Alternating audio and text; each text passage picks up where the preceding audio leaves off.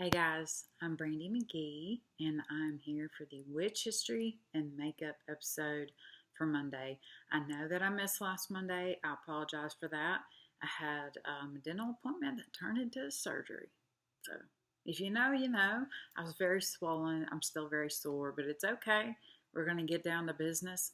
If this is something that interests you, definitely hit that subscribe button because I will be making these videos every week about a different witch from history while I do my makeup.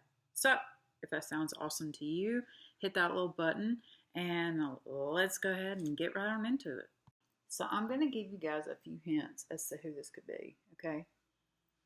Their birthday's on Halloween. They were the first tried and convicted witch in their country, okay? She has nicknames: the Merry Widow,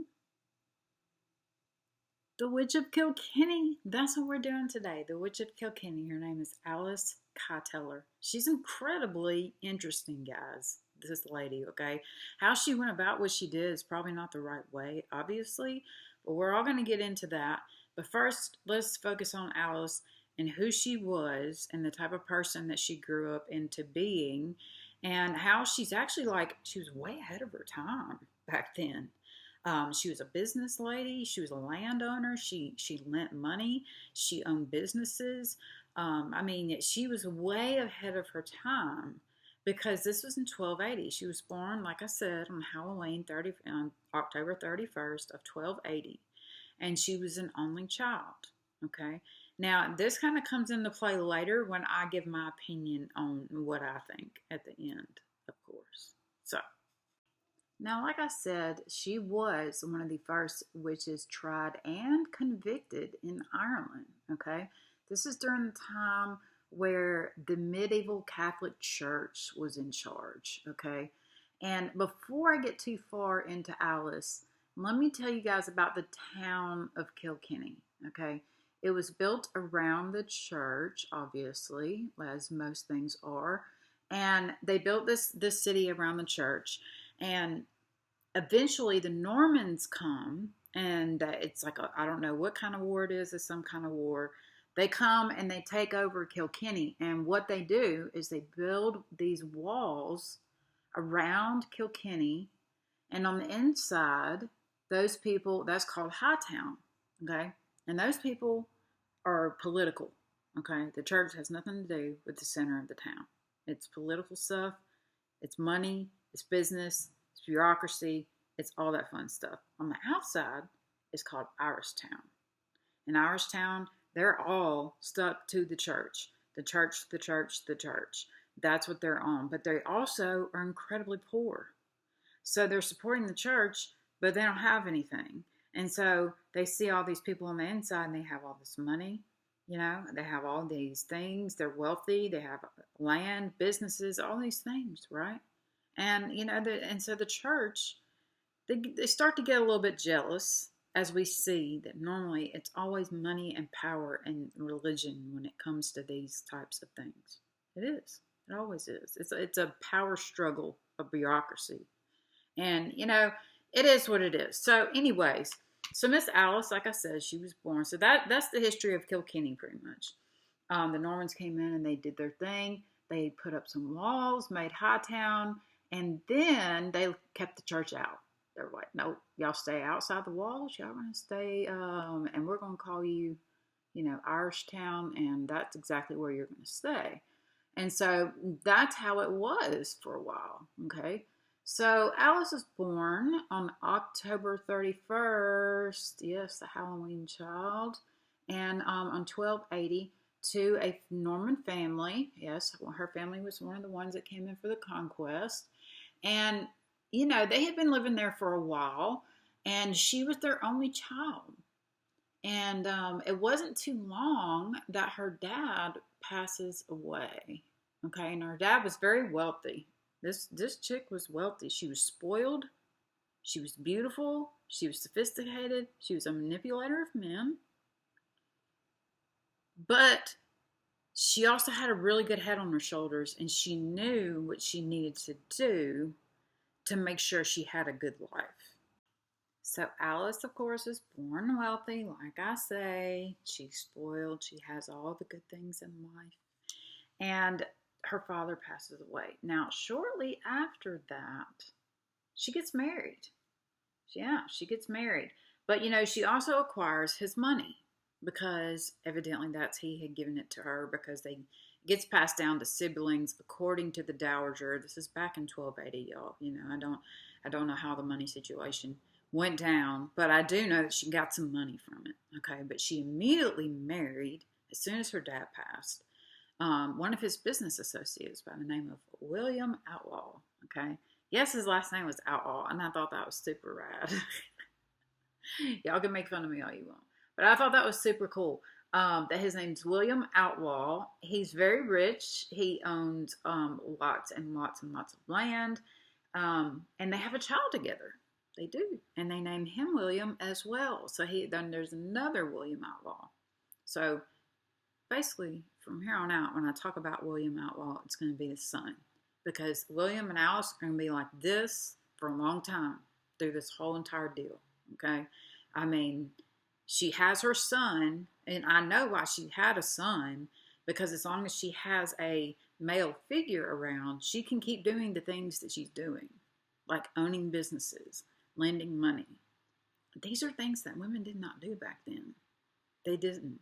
They were supposed to be, bowing down to their husbands, doing whatever, And so, but we're going to all get into that. She marries William Outlaw. They have a son. Shortly after her son is born, she builds the Kyteler Inn. Yeah, the Kyteler Inn. This is always really important to the story as well. The Kyteler Inn, she builds, I think, onto her house. It's kind of conflicting, but I'm sure I just didn't do that. I didn't want to get too much into the Kyteler Inn because that's like a whole nother story, but it will come back up later. The Kyteler Inn is everybody from everywhere come and see her. They love them some Alice Kyteler, Dame Alice. You know what I mean? She drew a crowd. Like I say, she was sophisticated. She was beautiful, and people really liked her. She was very comfortable in her own skin, and it showed. And people liked that. They liked her vivaciousness and the things that she did. Well, about 5 years into the marriage, her husband passes. Of course, she ends up getting all the stuff, right, from her first marriage. Well, it's not too long after that she goes on ahead and marries her second husband, okay? Her second husband's name is Adam LeBlond of Callahan. He's a landowner. He's super rich, has all the money, all this fun stuff. Now, she doesn't have any more children after this. The only child she has is William. And so, but this guy that she marries, Adam, he has kids from a previous marriage. And so, a few years go by, and old dude passes away just like her first husband did, but he was a heavy drinker. I read that. So it would be easy to slip something into his drink considering how much he drank. You know what I mean? Like a drinker. Anyway, so he could have died literally from alcoholism, but after this, before he dies, he signs all this stuff over to Alice and William and says no to his kids. You can imagine what this set off inside the kids' brains. They're like, oh my gosh, I'm not going to get any money, and my dad's not here, he's passed, and she's taken everything. Then the rumors start flying. Now her second husband has passed, and it's not too long. She gets married again. She sure does. She gets married to a guy, and he has children as well. His name is Richard DeValle. I want to say that's how you say that, Richard DeValle. And so she marries him very, very quickly.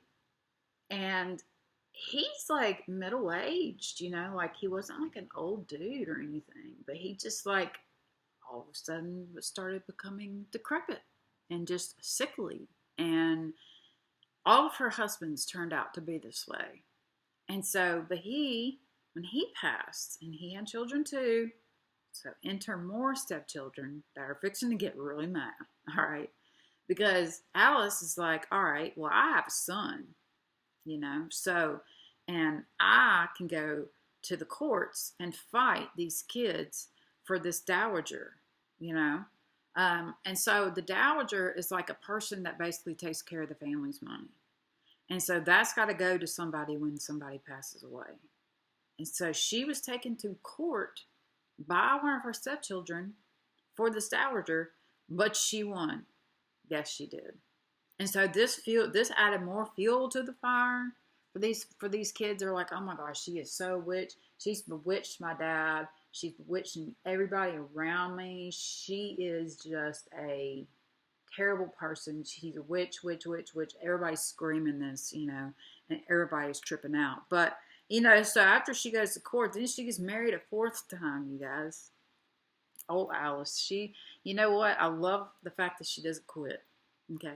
That's what I love about her. She doesn't quit. And so she marries her fourth husband now.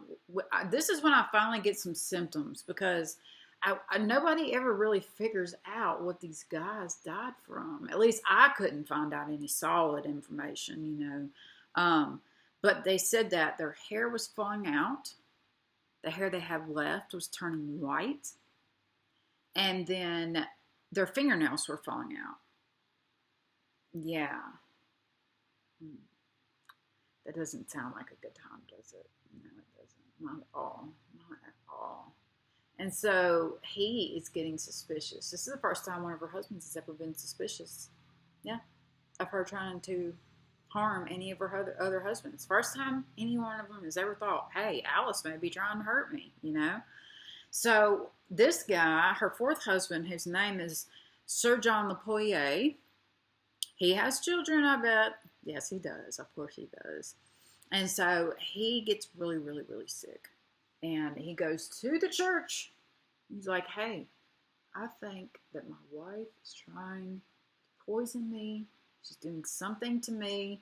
I was fine, and now I'm not, and I don't know what to do.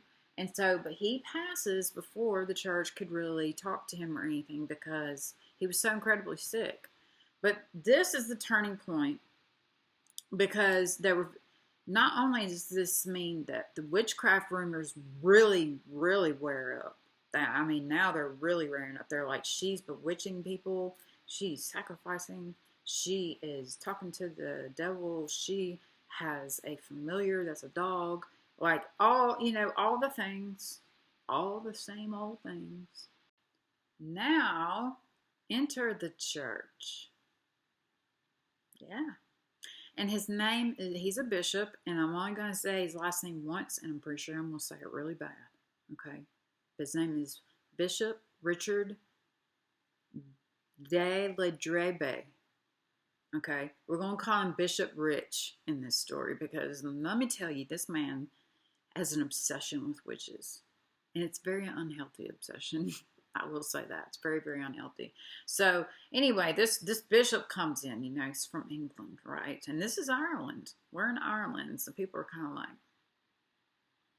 who is this guy coming over here and telling us what to do with our people? You know what I mean? And so anyway, he arrives and he immediately wants to talk to Alice, of course, which, I understand that. Everybody's pointing the finger at her. They're all saying she's sacrificing people and she's heresy and she's doing all these things. Well, now Alice, you got to remember, she's got a lot of money. She's got a lot of friends. She got a lot of high up people that she knows. And one fact that you guys need to know, that her first husband, William Outlaw, had a brother named Roger. Roger is basically the Chancellor of Ireland. Okay? And so she has friends in high places, let me tell you. And so anyway, this guy, this bishop, starts going nuts, wants to see Alice, wants to try her for all these things that everybody's telling him. Okay? Even though it's really just a bunch of BS. So anyway, Alice's son William is also cited for heresy and protecting the witches and like being their cover and like all this stuff. Yeah. they go on ahead and they try to do that. They try to put those charges on him. Well, old William's like, well, this ain't gonna do. So what's he do? He goes and he talks to Roger. Yes, he does. But before that, the bishop decides he's going to write a letter. Richard, or Bishop Rich, we'll say that. Bishop Rich decides to use his power to write to the chancellor because he wants to arrest Alice on charges of witchcraft. He is hell-bent on making sure she gets in for witchcraft. But little does he know, she's done dipped out of Kilkenny. Yeah, she's in Dublin. She dipped. She's out. Like, literally, she leaves Kilkenny. And she's like, I'm done with this. This is just, we'll get to it. Don't worry. Roger Outlaw is the person that is the chancellor.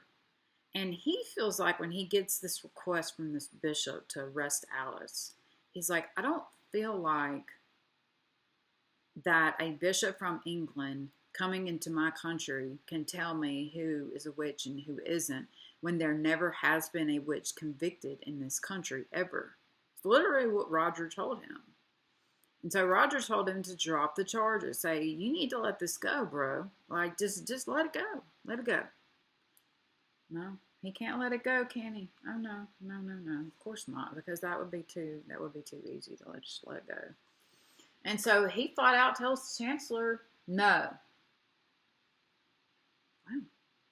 Chancellor's like, you're going in jail, buddy. Yeah, puts the bishop in jail. Let me tell you, that was a very scary move on his part because that could have got him in a lot of trouble, y'all. I ain't even lying. That would have got him in so much trouble. But luckily, he didn't get in that much trouble, but he did give kind of some, he kind of let this bishop know, because the church was there, but they weren't very prevalent at this time. You know what I mean? And so they were there, but they weren't like, we still have the inside of Kilkenny, that is a safe haven for all the rich people in political haven, basically. And the church is outside doing its own little thing. They see all this money in there and they want it. And so when they hear Alice being called a witch, they're like, oh, she has so much money. She's a landowner. She's a sole proprietor. She's a businesswoman. She has businesses and she lends money to people. And she's a woman. That's not cool. We should have all of her money, is basically what old man is saying. Okay. And so anyway, he's put in jail now. He's given certain things in trials and at this time. Roger was like, look, if you're going to hold a trial, you're going to do it right. You're not just going to go arrest somebody, So the three things he asked for was a public trial, excommunicating the person if they get guilty or whatnot, and then they're gone for 40 days. Basically, I guess, and as I said last week, once you find out a witch is a witch, she's almost like not a threat anymore, supposedly. Okay, this is what they thought back then.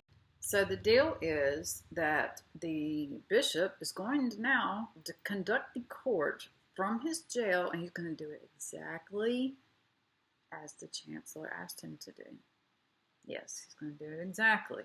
He's going to do a public trial. He had all of his peeps down there at the jail, dressed up in their little diocese outfit, and stuff like that.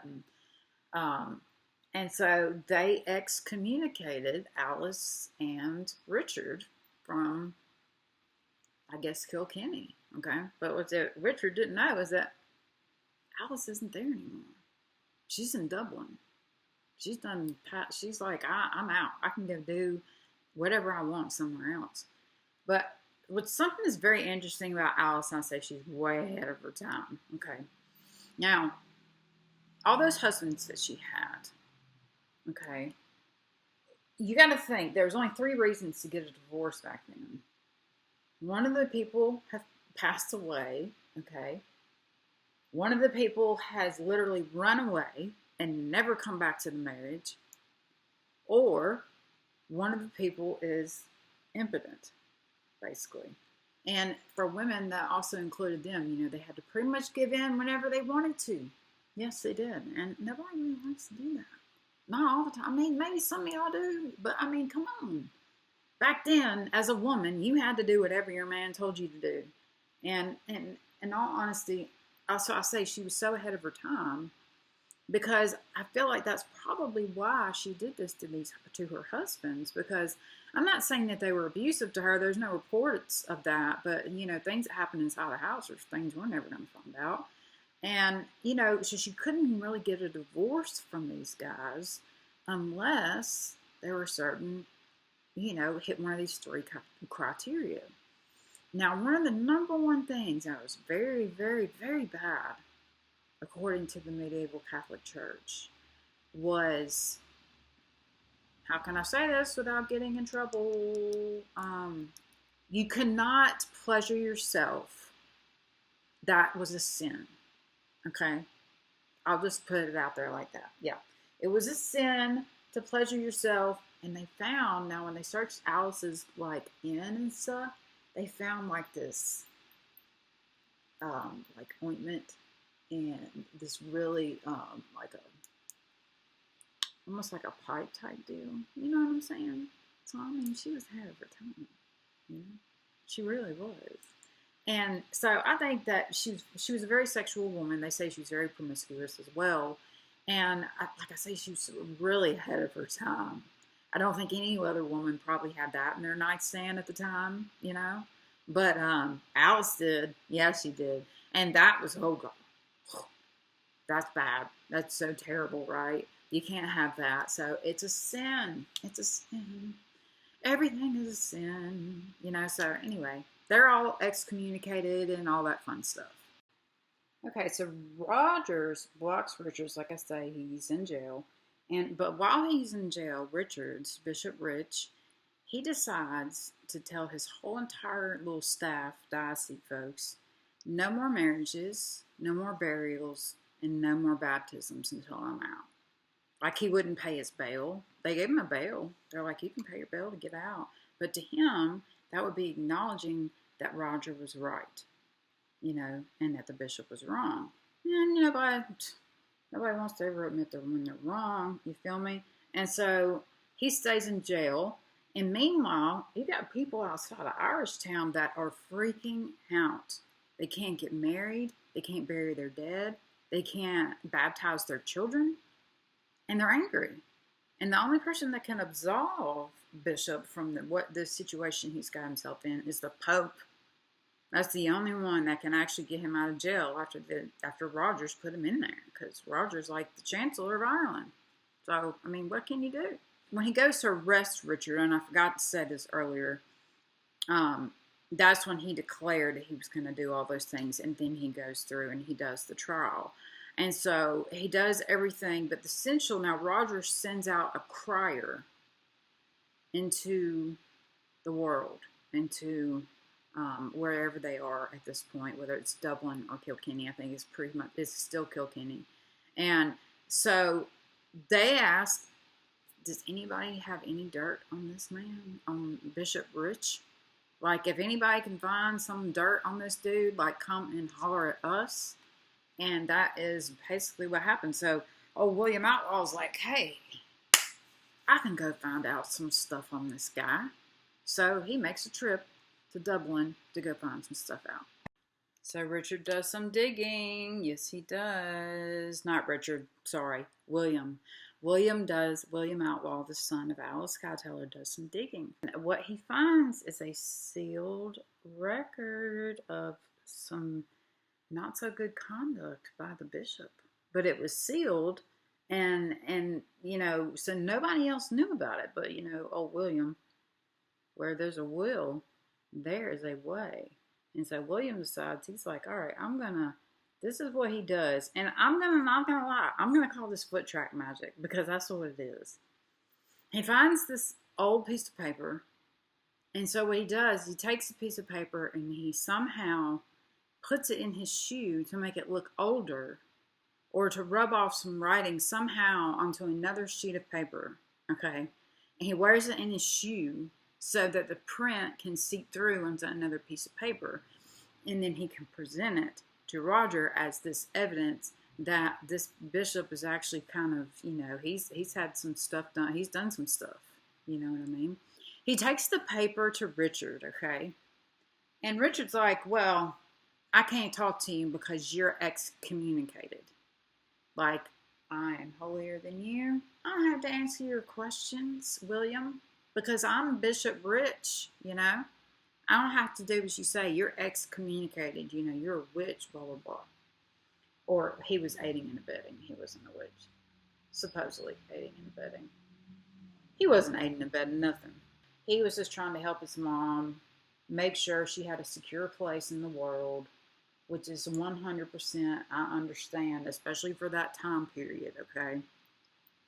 And so, anyway, Bishop's like, no, not talking to you, bro, because you're excommunicated, and, that would make me gross if I talked to you, which is really, really weird. And so, but Bishop Rich had really messed up when he said no more baptisms, no marriages, no nothing. He hadn't lifted that ban yet. He's only in jail for 17 days. He got out the day after William Outlaw's supposed court date for his partake in this witchcraft. Okay, so they set it for 17 days to make sure that he wouldn't be able to go to court for the trial, that Richard wouldn't be able to be there for it. And, William wasn't either. They weren't going to have a trial because William hasn't done anything. But, like I say, Bishop Rich has an obsession.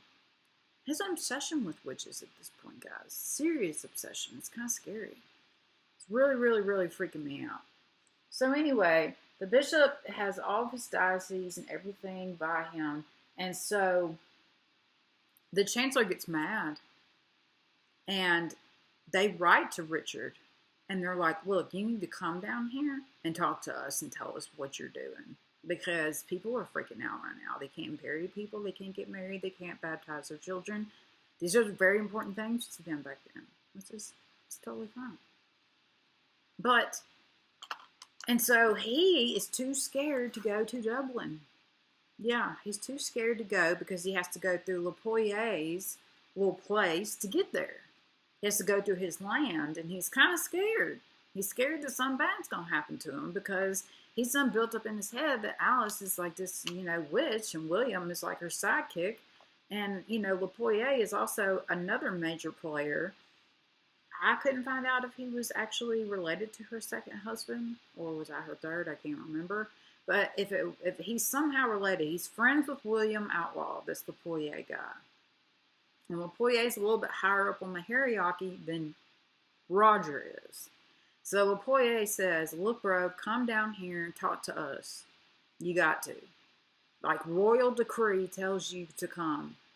He sends somebody in his place. Yeah, he did.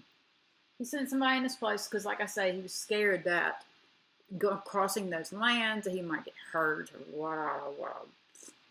blah, blah, blah. Sounds like he was just a scared dude to me. Like he just knew that what he was doing just was not right.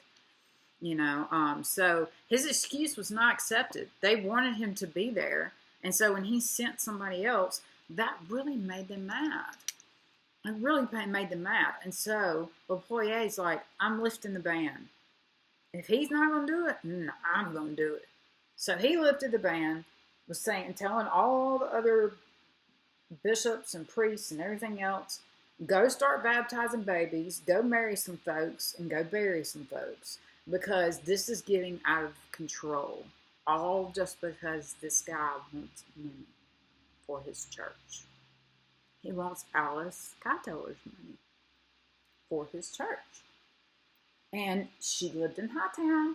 Hightown don't really mess with church. You know what I mean? They don't mess with church that much. And so in Hightown, they just made money. That's just what they did. It was a political hub. Everybody had money, and they all had fun, and they owned businesses and all that fun stuff until Bishop Rich comes in that picture and starts pointing fingers at people that are successful,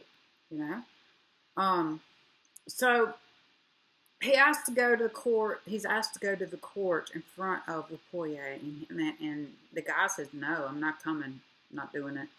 Lapoyer is incredibly angry that this man did not come when he asked him to. So he tells him again, look, I need you to come, and I'm going to tell you that there's going to be some of your homeboys here, you know, some more bishops and things like that. So it's going to be totally chill, you know, just come hang out with us, and let's chat, you know. And so, of course, he decides to go now to Dublin. Bishop Richards.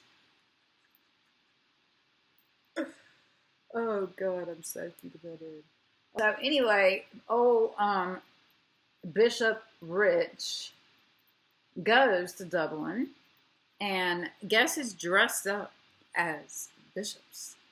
That it would be William Outlaw and Lapoyer. Yes, they are both there, and they're dressed up as bishops, but they come out of their garb, and they're like, hey, howdy, what's up, bro? And so, you know, Richard, of course, has his, like, posse with him. He went and got all of his homeboys, right? He went and got all of his religious homeboys, the Franciscans, the Dominicans, the Catholics. And so he's got all of them with him, you know. And they all start arguing, you know, because now the bishop has something in his hand that he wants to read about witchcraft to these guys, okay? And I'm going to read to you exactly what Lapoyer said to this man, because I have to read it word for word, because A, it's a quote, and B, because I can't remember it. And so, anyway, Richard said that he's like, I'm going to read this decree. I'm going to read it, and y'all are going to listen to it. I don't care what you say. Lapoyer calls him, this is to a bishop now. This is not something that you do. You don't talk to a bishop like this back then. Lapoyer says that Richard is an ignorant, low-born vagabond from England and told him to go to the docks. Which is basically telling somebody to get on out of here, to go back to where you came from. There, you know, there's the way. That's not all Lapoyer said to him, because the man kept trying to read his little piece of paper. He just wanted to preach so bad to these people, right? So Lapoyer says this, and I quote, as you well know, heretics have never been found in Ireland, which has always been called the Island of Saints. Now this foreigner comes from England and says we're all heretics and excommunicates. Defamation of this country affects every one of us, so we must unite against this man. Like, high five, dude. Like, I'm seriously high-fiving Lapoyer in the air right now, because I feel the exact same way. He basically says, if you want to read that piece of paper, just go read it at your church, because we don't want to hear your preaching here. Basically, this is exactly what he said. So after all these guys have their arguments and things are said, obviously, that are very hurtful, it's kind of frowned upon, you know, even if the bishop was kind of a mean guy, you still can't talk to him that type of way back then. You just can't. And so eventually they granted a trial for Richard and for Alice. But Alice, she's kind of pissed that this guy keeps going around saying all this stuff about her. Okay, so she requests him to come to court for defamation. So Alice sues Bishop Rich because of all the things that he's been saying, and yeah, and I don't blame him. I really don't blame her at all. Richard is sent he's supposed to go to Dublin to talk to her, but he sends somebody in his place again, because he's afraid that something bad is going to happen to him because of her. Now, because of the fights and everything that just happened, you know, with the guys dressing up as bishops and then revealing themselves as these other dudes and basically going off and saying, you know, you can take your stuff and go preach it to your folks at your own church. They decided that they are going to do a trial for Alice and for William. So despite Lapoyer, they go ahead and grant a trial, okay?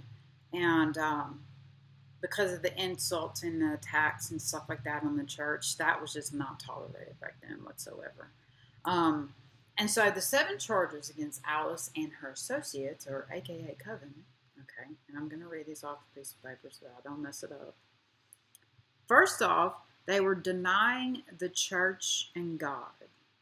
So in my opinion, that means that they were just telling him, no, I'm not giving you any of my money, basically. That's them denying God, even though, that even matters to him. So, cutting up animals and spreading the pieces at a crossroads as offerings to a demon, son of art, for his help.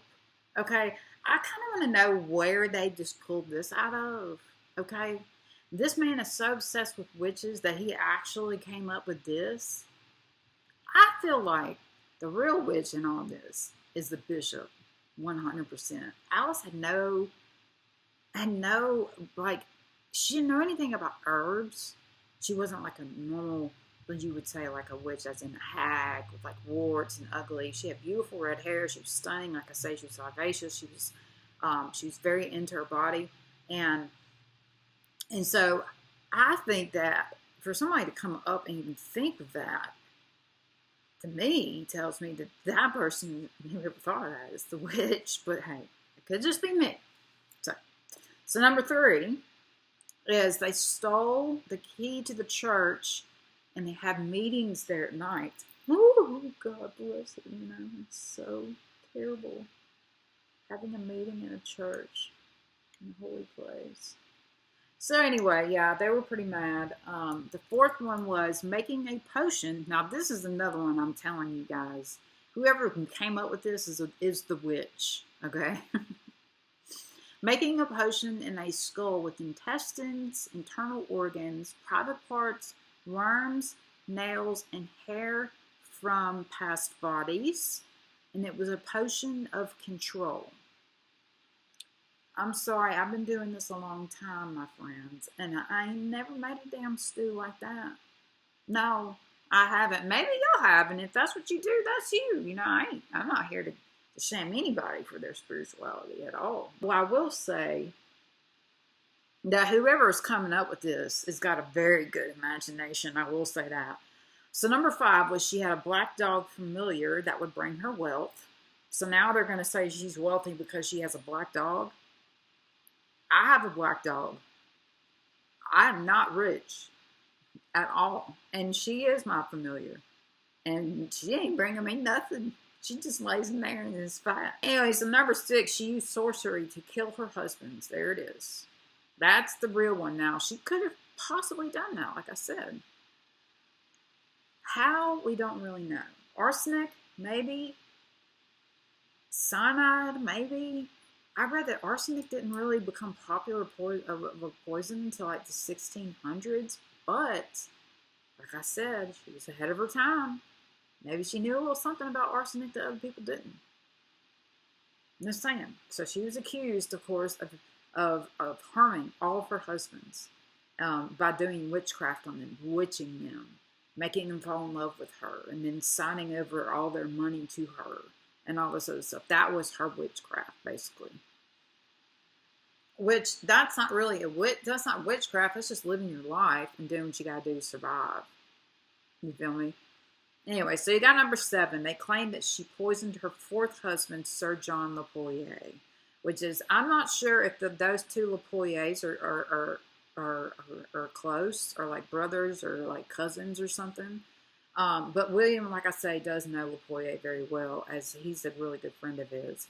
And so, and the 4th husband was the one that went to the church and was like, hey, I think that my wife is trying to kill me.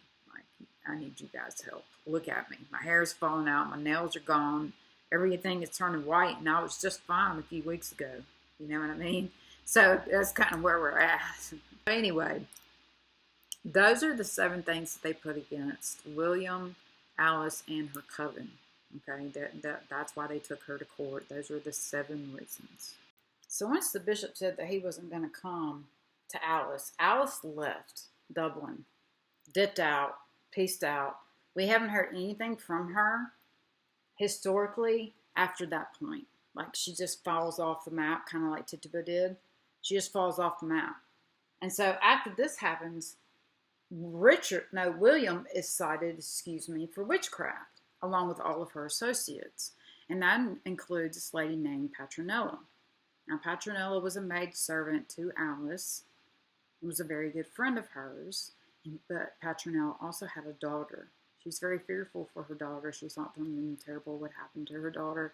And so Alice took her daughter with her when she ran away, therefore leaving Petronella to take the charge from Alice. Okay? And so now, first off, while Richard is in jail, because like I say, he's cited too, he say he's gonna confess, and so he confesses to whatever they tell him to confess to. And so his penance is this. Let me read this. His penance is he had to go to Mass 3 times a day for a year. He also had to build an iron roof on this cathedral, okay? Because like I say, the bishop's trying to get money. He's trying to raise money for a cathedral, you know? Like he's wanting to build a church. That's why he's doing this to all these people, so he can get their freaking money. You know what I mean? And it ain't got nothing to do with God. Because we ain't heard the word God in all this, have we not? No, because I sure didn't read about it either. Just saying. So the same day that he is given his penance of you got to go to do all these things and all this fun stuff, they try and they kill Petronella. They tie her to a stake and they burn her. Yeah, they did. And she actually took the fall for Alice. And technically, Petronella is the first person to ever be tried and convicted as a witch in Ireland. Now, where did they kill her at? Well, let me tell you. The Kyteler Inn. Yes, they did. And that's why it's so super famous today for being super haunted. I think because of this one incident. I mean, this is literally like Lapoyer said, they had no witches in Ireland until the medieval Catholic Church moved in. And they're like, oh, we see these people, they have all this money. They have really good commerce going without us having to be a part of it. That's not right, you know, even though it's totally fine. But to them, it wasn't fine. So, anyway, so he whips, in order to get Petronella to confess, torture was legal, unfortunately, during this point in time. It's not a shocker because it is the 1200s, or now 1300s. So it's the medieval Catholic Church. You can torture people and make them say whatever you want them to say. So all they had to do was hit her like 6 times, and she was like, okay, fine. But in her mind, she knew that her daughter was being taken care of by Alice, because Alice took off, and she took all of the money with her. The church never got a dime from anybody. They went through all this and they got nothing. Like, it's insane. So anyway, her death is reported by a guy named John, and on the Kilkenny Friskin Chronicle, and I'm going to read it to you guys.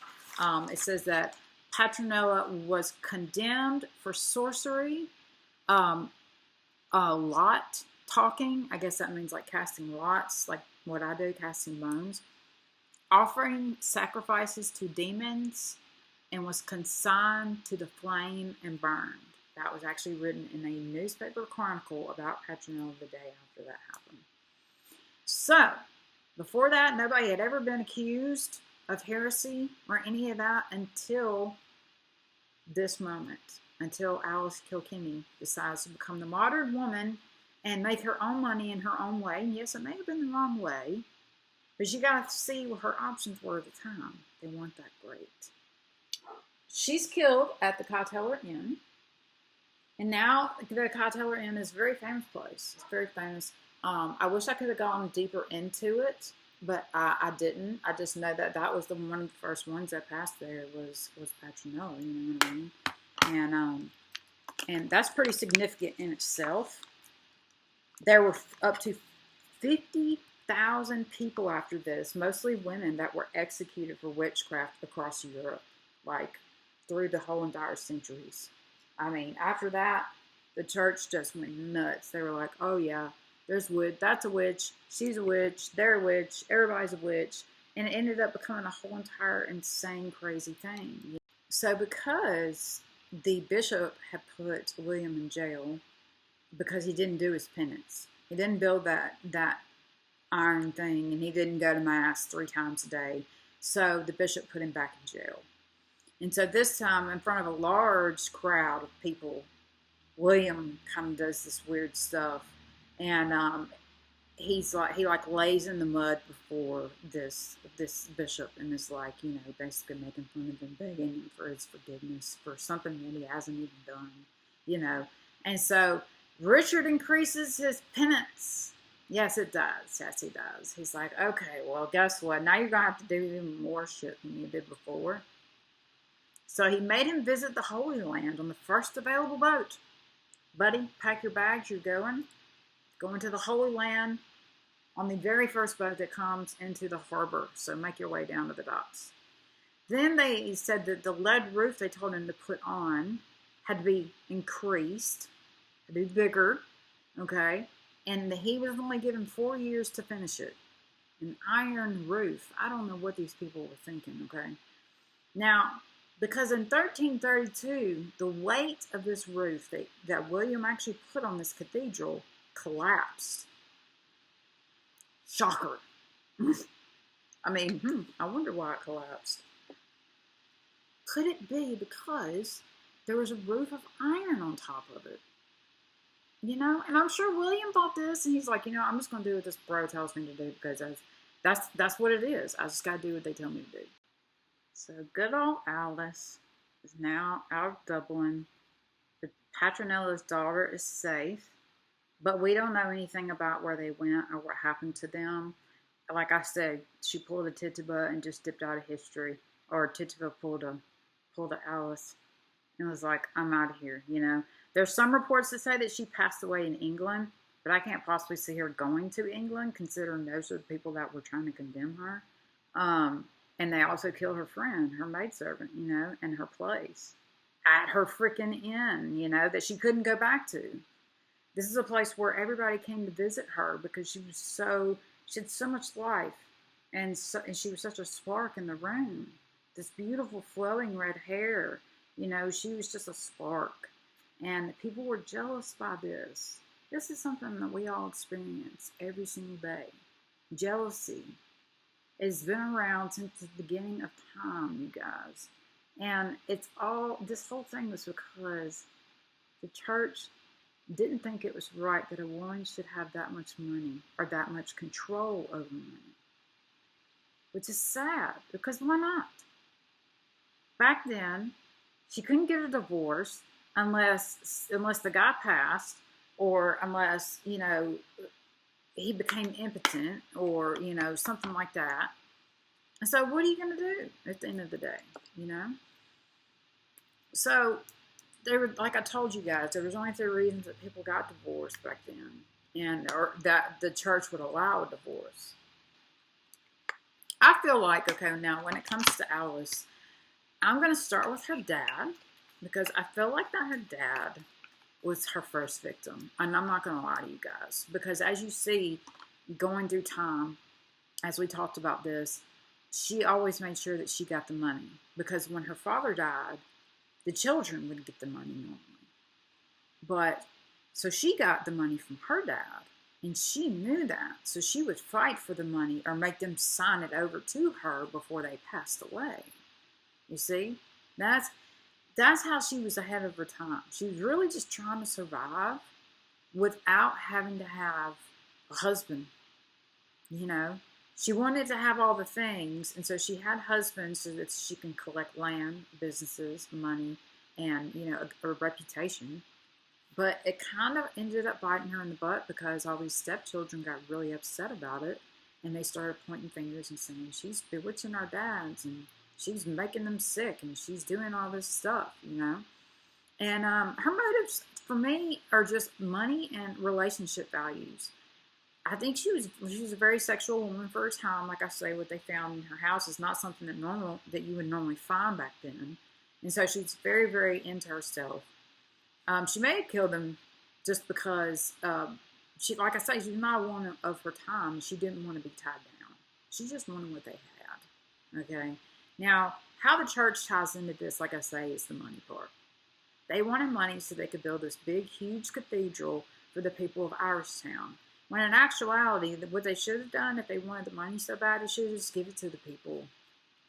You know, if Alice had so much money, they should have just given it out to the Irishtown people instead of building a cathedral. Because a cathedral's not going to do anything for anybody. You know, that's just like you showing out, saying, "Hey, we have this huge cathedral here in Kilkenny." You know. So it's not very cool. I feel, and like I say, I'm gonna go back to her dad. I feel like she did start with her dad because she was an only child, and maybe she was afraid that if they had another child, then she wouldn't get as much money. And so then, after her dad passes, you know, she gets married very quickly. And so then she has all this money, and she marries one of her dad's business associates who she knows. She's grown up with. She knows he has money. Yeah, she planned all this out. And it was jealousy by the stepchildren and by the Catholic Church of wanting her money. Only because she knew a better way of going about it than anybody else did. So, I gotta say, the woman was ahead of her time.